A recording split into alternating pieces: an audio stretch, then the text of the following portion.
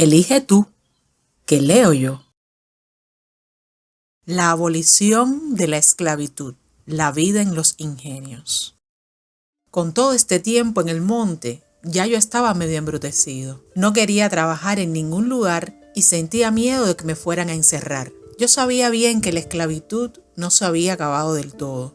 A mí me preguntaba mucha gente lo que yo hacía y querían saber de dónde yo era. Algunas veces les decía: yo soy Esteban y fui cimarrón. Otras veces decía que había trabajado en el ingenio tal y que no encontraba a mis parientes. Ya yo tendría como 20 años. Todavía no había dado con mis parientes.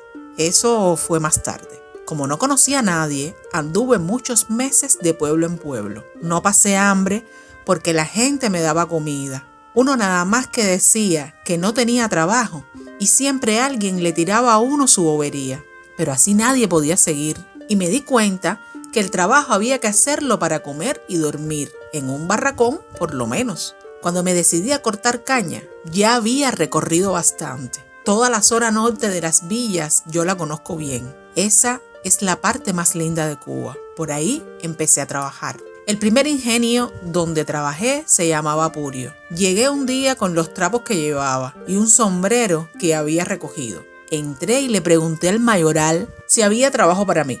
Él me dijo que sí.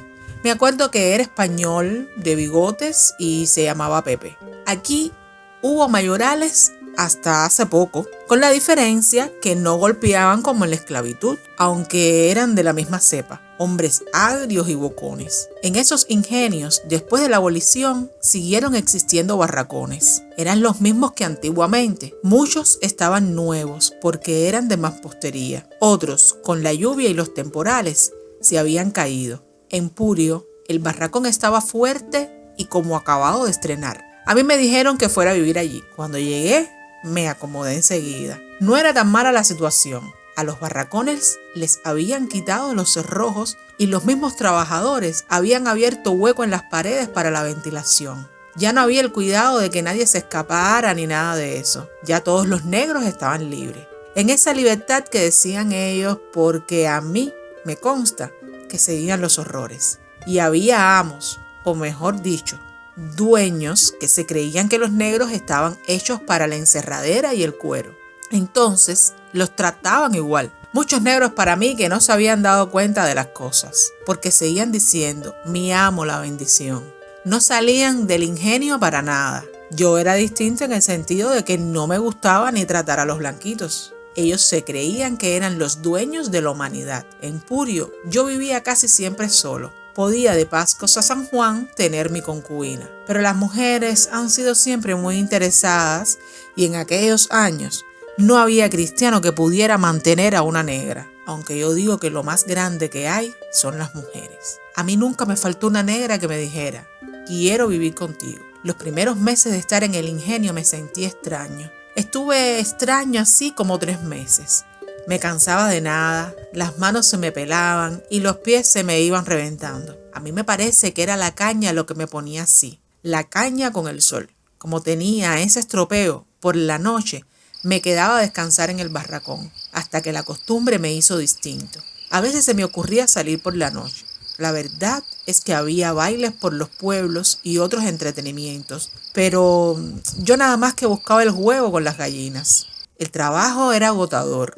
Uno se pasaba las horas en el campo y parecía que el tiempo no se acababa. Seguía y seguía hasta que lo dejaba uno molido. Los mayorales siempre agitando. El trabajador que se paraba mucho rato era sacado de allí. Yo trabajaba desde las 6 de la mañana. La hora no me molestaba, porque en el monte uno no puede dormir hasta muy tarde por los gallos. A las 11 del día daban un descanso para ir a almorzar. El almuerzo había que comerlo en la fonda del batey, casi siempre de pie, por la cantidad de gente amontonada. A la 1 del día se regresaba al campo. Esa era la hora más mala y la más caliente. A las 6 de la tarde se acababa el trabajo. Entonces cogía y me iba al río, me bañaba un poco y después regresaba a comer algo. Tenía que hacerlo rápido porque la cocina no trabajaba de noche.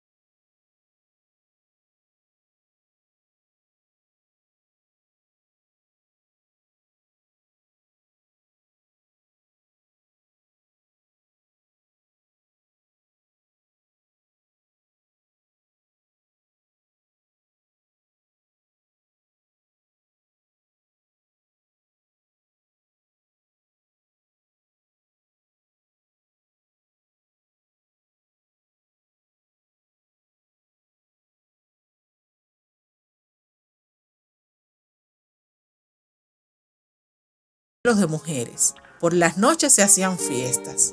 A esas fiestas podían ir todos los que quisieran. Se hacían en los bateyes. Había espacio para bailar y los mismos negros cantaban las rumbas. El guasabeo era de baile y de la jaladera. Yo nunca me metí en eso, quiero decir, de lleno. Lo veía todo cuando sentía deseos. Si no, me quedaba descansando. El tiempo se iba volando. A las 9 en punto había que retirar los cajones de la rumba porque tocaba el silencio, el campanazo más grande que había para ir a dormir. Si por los negros hubiera sido, se hubieran quedado siempre bailando hasta por la madrugada.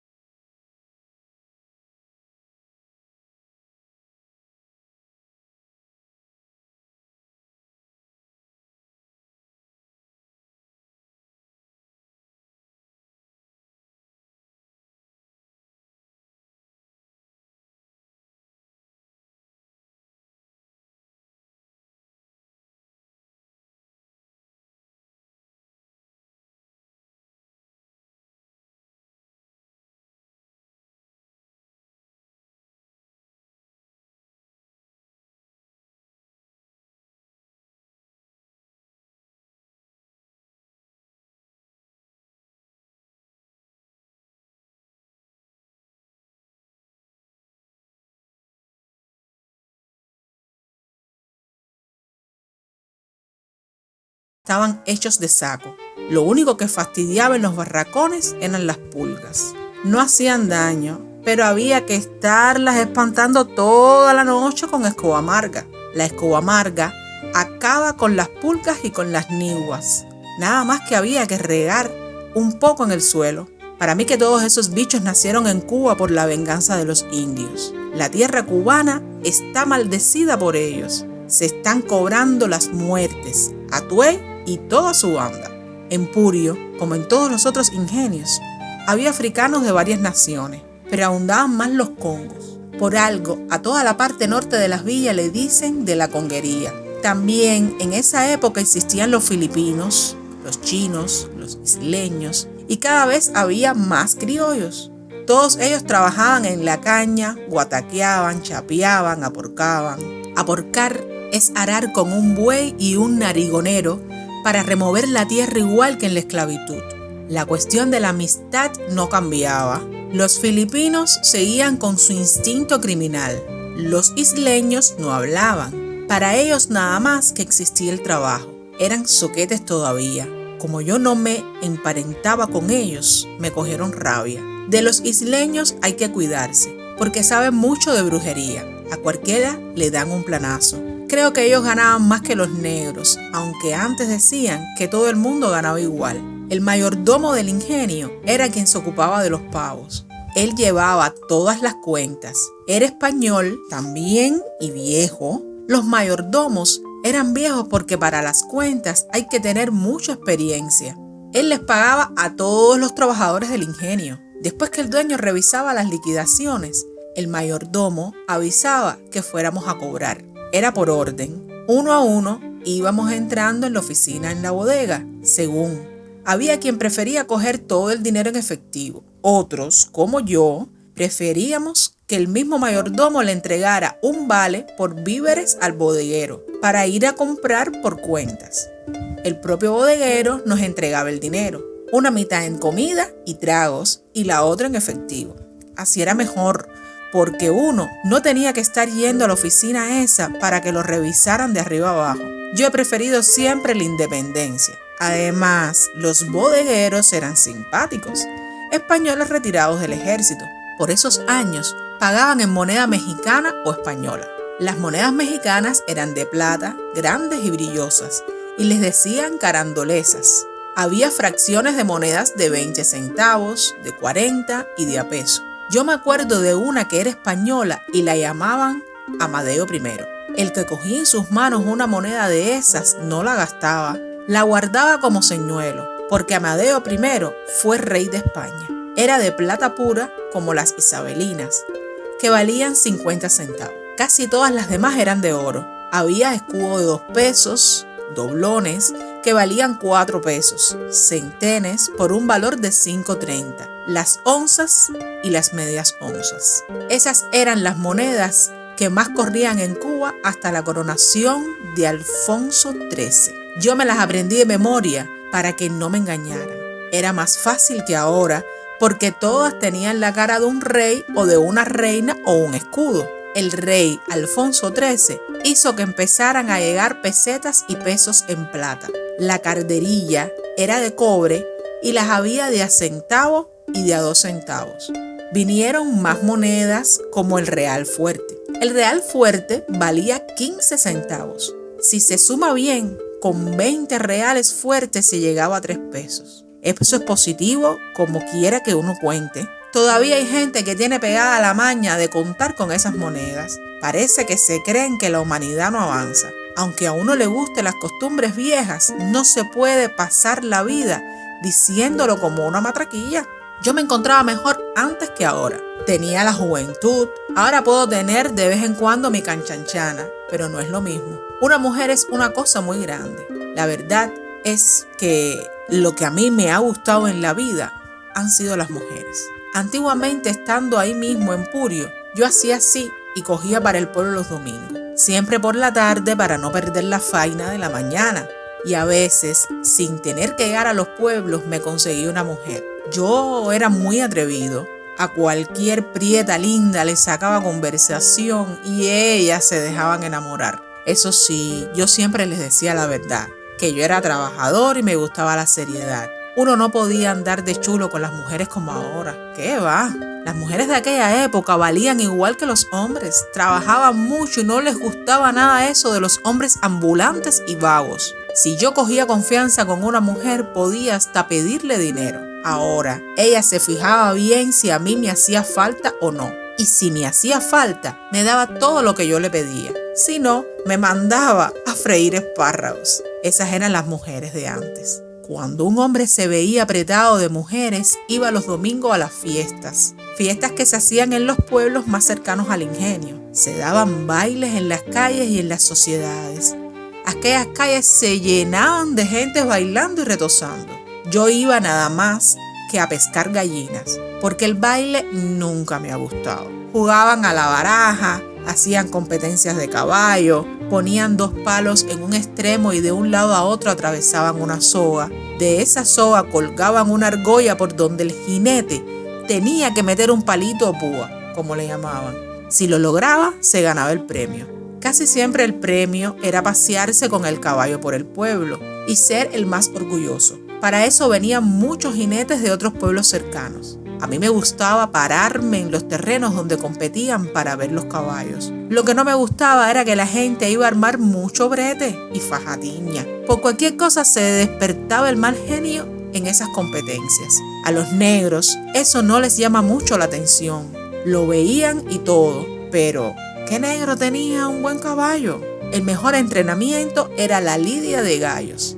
Se celebraban los domingos en todos los pueblos. En Calabazar de Sagua, que era el más cercano a Purio, había una valla de gallos muy grande. Las vallas eran todas de madera, la pintaban de rojo y blanco, el techo lo hacían de tablas de cartones gordos para tapar las rendijas.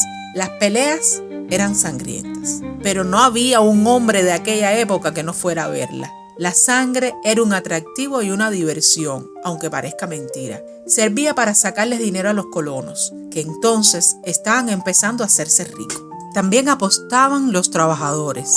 El gallo era un vicio, todavía lo es. A la vez que uno se metía en una valla, ya tenía que seguir jugando. Los cobardes no podían entrar a esos lugares, ni los ruines. En las peleas, cualquiera se volvía loco. La gritería era peor que la sangre. El calor no se resistía. Así todos los hombres iban a verse con la suerte. El negro y el blanco podían entrar y jugar. El asunto era tener los centenes para apostar. ¿Y qué negro tenía? Aparte de los gallos y la borrachera, no había nada más.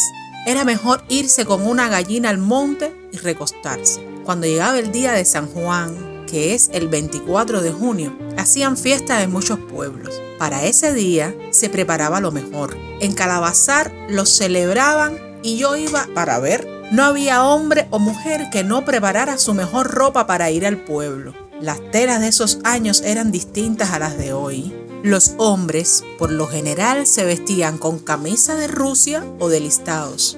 Esas camisas de listados eran muy elegantes y se abrochaban con botones de oro. Se usaba también el drill jipijapa, el almud, que era una tela negra como el azabache, y la alpaca, muy brillosa. Decían que era la más cara. Yo nunca la usé. La jerga gruesa y de color grisoso era bastante corriente. Con ellas se hacían los mejores pantalones. La usé mucho por lo encubridora. A los hombres de antes les gustaba vestir bien. Yo mismo, si no tenía ropa, no iba al pueblo. Y eso que los cimarrones teníamos fama de ser salvajes. Por lo menos eso es lo que decía el vulgo. Si uno se pone a comparar la ropa de antes con la de ahora, no se explica cómo antes, en tiempos de calor, la gente no se asaba. Lo de las mujeres era el colmo. Parecían escaparates ambulantes. Yo creo que todo lo que encontraban se lo colgaban. Usaban camisón, sayas, sayuelas, corset y por arriba el vestido ancho con tiras y lazos de colores.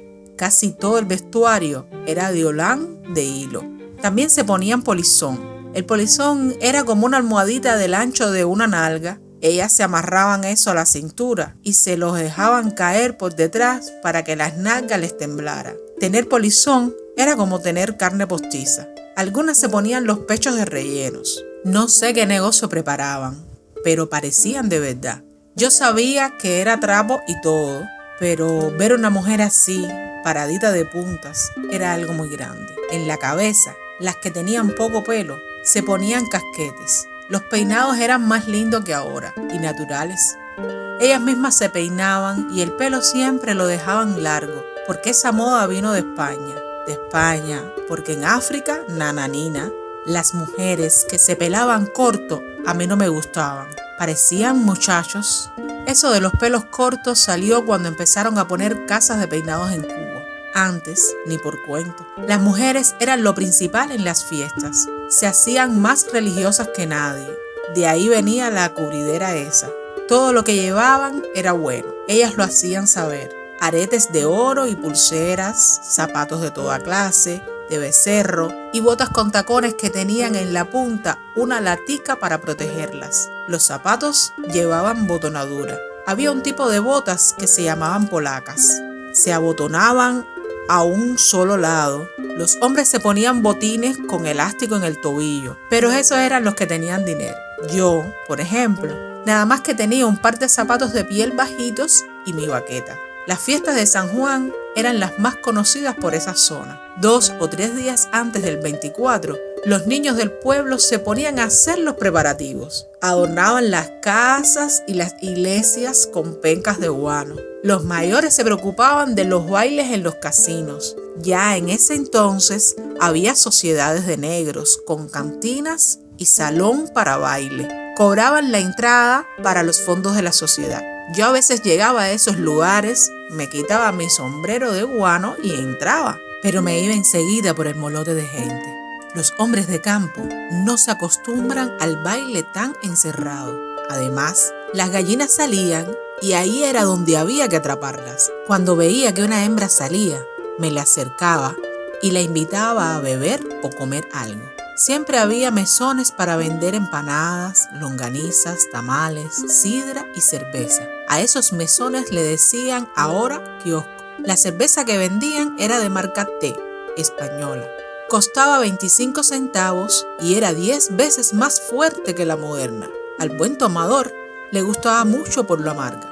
Yo me tomaba unas cuantas y me sentía de lo más sabroso. La sidra también era muy buena y se consumía mucho, sobre todo en los bautizos. Dicen que la sidra es agua de oro sagrada. El vino Rioja era muy popular. Yo lo conocí desde la esclavitud. Venía a valer 25 reales el garrafón, o sea, 2 pesos 50 centavos. La copa costaba un medio o un real, dependía del tamaño. Ese vino mareaba a cualquier mujer. Había que ver a una hembra de esa mareada, jalando para el monte, aunque aquella era una fiesta religiosa, porque altares había hasta en los portales de las casas. Yo nunca me ponía a rezar, ni vi tampoco a muchos hombres que rezaran. Ellos iban a beber y a buscar mujeres. Las calles se llenaban de vendedores de fritura de maíz, de empanadas, de dulces de toronja, de coco y de refrescos naturales. Era costumbre en aquellas fiestas bailar la caringa. La caringa era un baile de blancos. Se bailaba en pareja con pañuelo en las manos. Hacían grupos para bailarlo en el parque o en las calles. Parecía como si fueran unas comparsas. Brincaban muchísimo. Tocaban con acordeones, güiros y timbales y decían: toma y toma y toma caringa, pa' la vieja palo y jeringa. Toma y toma y toma caringa, pa' lo viejo palo y cachimba. Además, bailaban el zapateo, que es baile primitivo de Cuba, y la tumbandera. El zapateo era muy lucido. Ese baile no era tan indecente como los africanos. Los bailadores no se tocaban los cuerpos ni de roce. Se bailaba en casas de familia o en el campo. No tenía que ser en día especial. Lo mismo se bailaba el zapateo el 24 de junio que el día de Santiago. Para bailar el zapateo, las mujeres se vestían con holán de hilo muy fino y se ponían puchos de flores en la cabeza. De flores finas, nada silvestres. Se adornaban los vestidos con tiras bordadas y llevaban pañuelos rojos y blancos. Los hombres también se ponían pañuelos y sombreros de paja. Las mujeres se paraban frente a los hombres y empezaban a taconear con las manos en las faldas, y los hombres las miraban y se reían, y daban vueltas alrededor de ellas con las manos detrás. A veces, la mujer recogía el sombrero del hombre del suelo y se lo ponía. Eso lo hacían por gracia. Muchos de los hombres que veían ese gesto de las mujeres tiraban sus sombreros y ellas los iba recogiendo para ponérselos. A las mujeres bailadoras le daban regalías. Estas regalías consistían en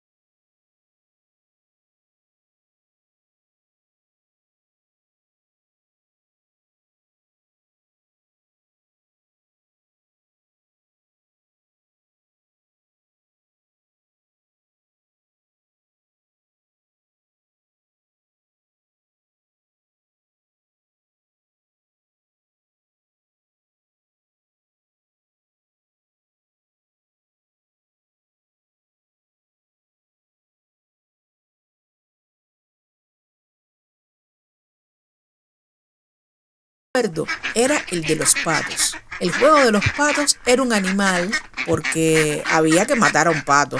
Después de muertecito el pato, lo cogían por las patas y lo llenaban de cebo. El pato brillaba. Luego lo colgaban de una soga que amarraban en 2 palos, enterrados a cada uno extremo de la calle. Iban más gente a ver ese juego que al baile. Después que el pato lo tenían guindando de esa soga, iban saliendo los jinetes. Salían de una distancia de 10 metros y echaban a correr. Tenían que coger velocidad, si no, no valía.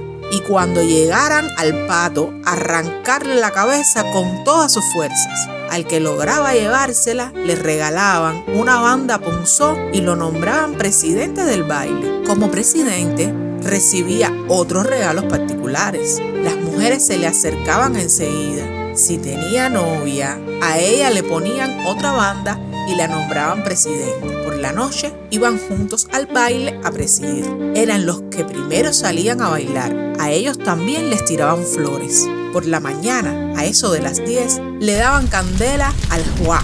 El juá era un muñeco de palo parecido a un hombre. Lo guindaban con una soga en el medio de la calle. Ese muñeco era el diablo en persona. Los muchachos le daban candela y como estaba forrado de papel, les prendía enseguida. Uno veía esos papeles de colores en el aire quemándose y la cabeza y los brazos. Yo vi de eso muchos años, porque después siguió la costumbre. El día de San Juan todo el mundo iba a bañarse al río. El que no lo hacía se llenaba de bichos enseguida. Si había alguien que no podía ir al río, como una vieja o un niño muy chiquito, se metía en una batea. Una batea no era lo mismo que un río, pero tenía agua, y esa era la cuestión. Mientras más agua se echara uno por arriba, más despojado salía. Yo tenía una negra de chanchanchana, que era como los gatos para el agua. Así todo, el día de San Juan se metía con ropa en el río. Como los santeros también daban sus fiestas ese día, yo dejaba un lugarcito por la noche y me iba para allá. Me paseaba por varias casas, saludaba a la gente y a los santos y me iba a descansar. Había la costumbre de que los ahijados les llevaran centenes a sus padrinos y cualquier otra cosa que ellos pidieran. Para un negro lo más grande que había era el padrino o la madrina, porque ellos eran los que habían dado santo. Las fiestas en las casas de santo eran muy buenas. Ahí nada más que iban los negros. Los españoles no eran amigos de eso. Después que pasaron los años, la cosa cambió.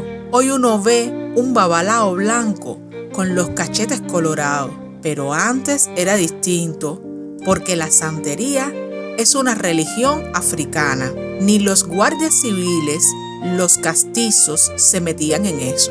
Ellos pensaban y cuando más hacían una pregunta, ¿qué es lo que hay? Y los negros contestaban, aquí celebrando a San Juan. Ellos decían San Juan, pero era Ogún. Ogún es el dios de la guerra. En esos años era el más conocido en la zona. Siempre está en el campo y lo visten de verde o de morado. Ogún Areré, Ogún Oqué, Ogún Aguanile.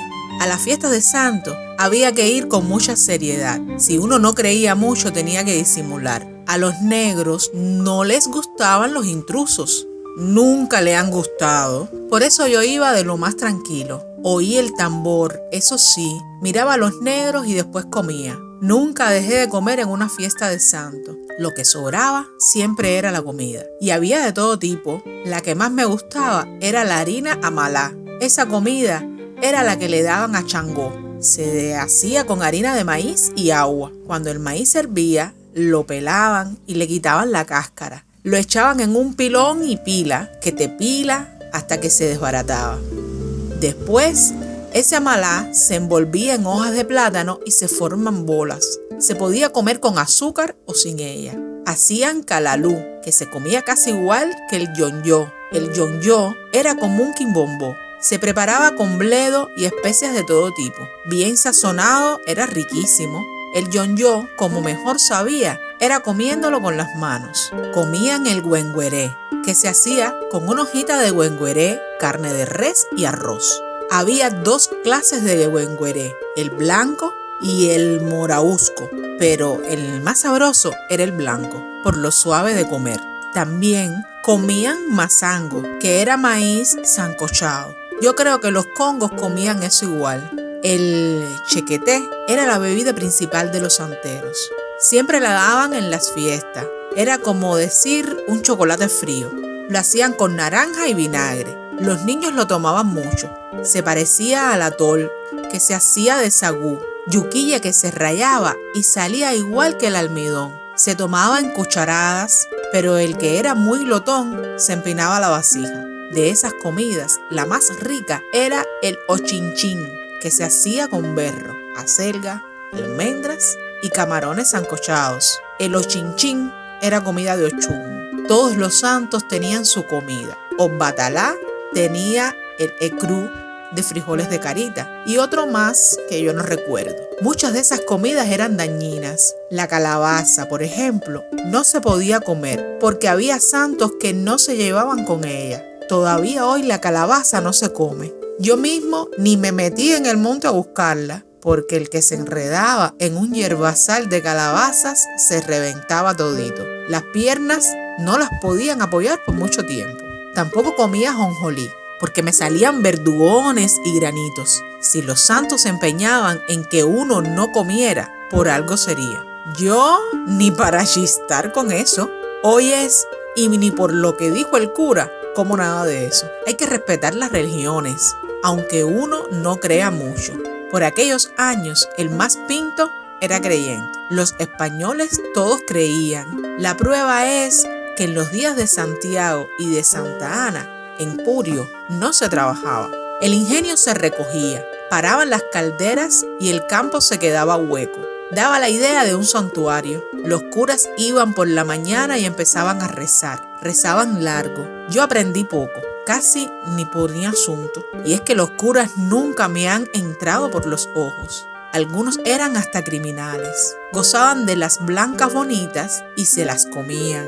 Eran carnívoros y santuarios. Ellos tenían un hijo y lo hacían ahijado o sobrino. Se los escondían debajo de la sotana. Nunca decían, este es mi hijo. A los negros los atendían. Si alguna mujer paría, tenía que llamar al cura antes de los 3 días de nacida la criatura. Si no lo hacían así, se buscaban tremendo pleito con el dueño del ingenio. Por eso todos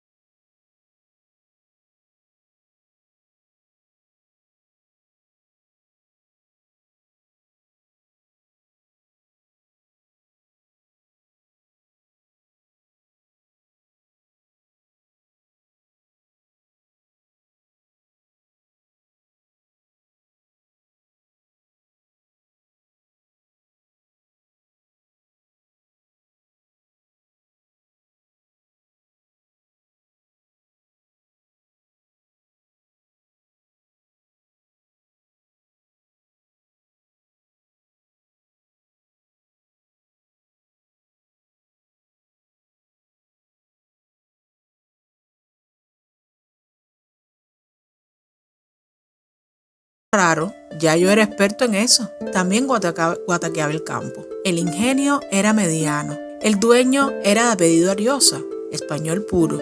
El ingenio Ariosa fue uno de los primeros que se convirtió en central, porque le entraba una línea de vía ancha que traía la caña a la casa de Calderas. Allí era como en todos los demás ingenios. Había apapipios y adulones de los mayorales y de los amos. Ellos siempre interrogaban a los nuevos trabajadores para saber cómo pensaban. Eso era por el odio que ha existido siempre entre una parte y la otra, por la ignorancia. No es por otra cosa. Y los negros libertos, por lo general, eran muy ignorantes. Se prestaban para todo.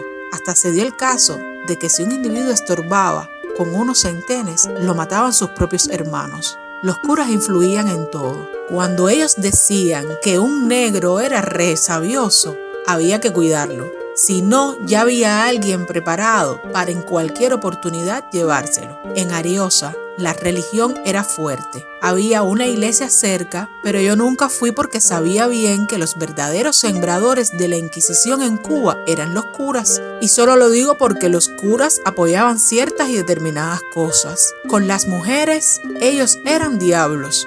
Convertían la sacristía en un prostíbulo. Cualquiera que haya vivido en el Ariosa sabe los cuentos. Hasta los propios barracones llegaban esas historias. Me sé unas cuantas, otras las vidé personalmente. Los curas metían a las mujeres en subterráneos, en huecos donde tenían verdugos preparados para asesinarlas. Otros subterráneos estaban llenos de agua y las pobres se ahogaban. Eso me lo han contado muchas veces. Yo vidé curas con mujeres muy coquetas que después decían: Padre, la bendición, y se acostaban con ellas. En Ariosa se hablaba de otras cosas, como era la vida que hacían en las iglesias y en los conventos. Los curas eran como los demás hombres, pero tenían todo el oro y no gastaban. Nunca vi yo a un cura en una taberna divirtiéndose. Ellos se encerraban en las iglesias y ahí se gastaban. Todos los años hacían recolectas para la iglesia, para los trajes y las flores de los santos. A mí me parece que la cuestión de los trapiches no les llamaba la atención. Nunca se llegaban hasta las máquinas. Tenían miedo de asfixiarse o quedarse sordos. Eran delicados como nadie. En aquellos años, las maquinarias eran de vapor. Yo mismo entré una vez a los trapiches y cuando me fui acercando a la moledora empecé a toser. Tuve que salir enseguida porque mi cuerpo no estaba acostumbrado a ese calor. El campo es distinto, con la hierba y la humedad que se pega a la piel. El mejor trabajo que hice en Ariosa fue en el trapiche, cerca de allí, porque pude salir del campo. La verdad es que me gustó. Yo tenía que botar la caña de la estera. Eso se hacía adentro, por donde todavía corría la brisa. La estera tenía un largo como el de una palma. Traían la carreta llena de caña y la ponían colateada a la estera. Así se descargaba. 4 o 6 hombres recibíamos la caña de las carretas y las íbamos colocando en las esteras. Cuando la caña estaba toda botada, la estera se echaba a andar por correas y llegaba hasta la moledora. En la moledora descargaba la caña y luego regresaba a recoger más cantidad. No se podía perder tiempo en ese trabajo porque los mayorales vigilaban. Era un trabajo descansado. En el mezclador se trabajaba cómodo también. Se gozaba más. Ahí la cosa era de llenar los carritos. Eran unos carritos que iban vacíos a los tachos y ahí se llenaban de azúcar fresca. Cuando quedaban llenos, se mandaban al mezclador. Si los tachos se vaciaban, los fregaban con chorros fuertes de agua. El mezclador era un aparato grande con unos ganchos y una canal donde se depositaba el azúcar. Ese azúcar la disolvían en el mezclador y ya disuelta iba a refinarse a la centrífuga, que era una máquina nueva en Ariosa. A veces pasaban 2 días y uno no tenía que mover un dedo porque los tachos venían a botar cada 24 horas. El pito avisaba con un ruido que volvía sordo a cualquiera. Cuando él avisaba, había que prepararse para recoger la templa. Nosotros le decíamos templa a las veces que el tacho botaba. Yo hice esos trabajos en Ariosa. Nunca me quedé dormido. El que se quedaba dormido era castigado. Y si el mayoral se ponía furioso, lo echaba para la calle. Cuando llegaba la noche me iba al barracón y me dormía enseguida. No sé qué cansa más, si el monte o los trapiches. En aquella época yo soñaba bastante, pero nunca soñaba con visiones. El sueño viene por la imaginación. Si uno se pone a pensar mucho en una mata de plátano y la mira mañana o pasado, sueña con ella. Yo soñaba con el trabajo y con las mujeres. El trabajo es malo para soñar, da espanto y después, al otro día, uno se cree que está soñando todavía. Y ahí es donde se coge un dedo o se resbala. Las que son buenas para los sueños son las mujeres. Yo estuve metido con una negra mora que no me salía de los sueños. Con esa gallina yo me pasaba la vida en cosas raras. Ella no me hacía caso. Todavía la recuerdo a cada rato y me acuerdo de mamá. Mamá era una negra vieja, medio traidora ella. Entraba a los cuartos de los hombres y decía, buenas por aquí, miraba bien y luego se iba a contarle al mayoral lo que había visto. Perra y traidora. Todo el mundo le tenía miedo por la lengua suelta. Ella tenía varios hijos mulatos. Al padre nunca lo mencionaba. Para mí que eran del mayoral. La ponían siempre a trabajar liviano. Servía la comida y lavaba la ropa. Camisas, pantalones, mamelucos de niño. Los mamelucos eran pantaloncitos de Rusia con unas tiras para sujetarlo a los hombros. Los niños de aquellos años se ponían nada más que esa ropa. Se criaban salvajes. A lo único que les enseñaban era a guataquear y a sembrar viandas. De instrucción nada. Cuero sí les daban y mucho. Después, si seguían faltando, los hincaban y le ponían granos de maíz o sal en las rodillas. La zumba era el castigo más frecuente. Venían los padres y con un rascabarriga o con un chicote de soga les daban hasta sacarle sangre. El rascabarriga era un chucho fino que salía de un árbol y nunca se partía, aunque el niño soltara las tiras del pellejo. Yo creo que tuve hijos, a lo mejor muchos, o quizás no. Creo que nunca los hubiera castigado así. En las bodegas vendían chuchos colorados de cuero de buey torcido. Las madres se lo amarraban a la cintura y si el niño se ponía malcriado, le daban por donde quiera. Eran castigos salvajes, heredados de la esclavitud. Los niños de ahora son más majaderos. Antes eran tranquilos y la verdad es que no merecían esos castigos. Ellos han cambiado por el sistema de los golpes. Un niño de aquella época se pasaba el día correteando por los batelles o jugando a las bolas españolas. Unas bolitas de cristal que tenían todos los colores. Se vendían también en las bodegas. Jugaban 6 o 10 niños en 2 bandos. Hacían 2 rayas de tierra y tiraban por turno las bolitas. Al que le cayera más cerca de la raya, ganaba. Entonces volvía a tirar y si tocaba alguna otra bola del banco opuesto, se la apuntaban. También se jugaba al tejo y las hembras se entretenían haciendo muñecas de trapo o jugando a la sortija con los varones. Los varones dejaban caer la sortija en las manos de la hembra que más les gustaba. Así se pasaban horas, sobre todo por la tarde, de 6 a 8 o 9, en que se iban a dormir. En el Ariosa tocaban el silencio todavía, a la misma hora de antes, 9 en punto, rayando. A cada rato había niños huidos. Daban perro muerto en las casas para no trabajar y se escondían. Muchas veces lo hacían huyéndole al trabajo o a los castigos de los mismos padres. Ya en esos años, los niños no recibían la doctrina cristiana, pero algunos padres habían heredado esa manía y los llevaban a la iglesia. Gracias por llegar hasta aquí. Si te ha gustado, suscríbete y regálame tu mejor like. Nos vemos en próximos libros. Que tengas un maravilloso día.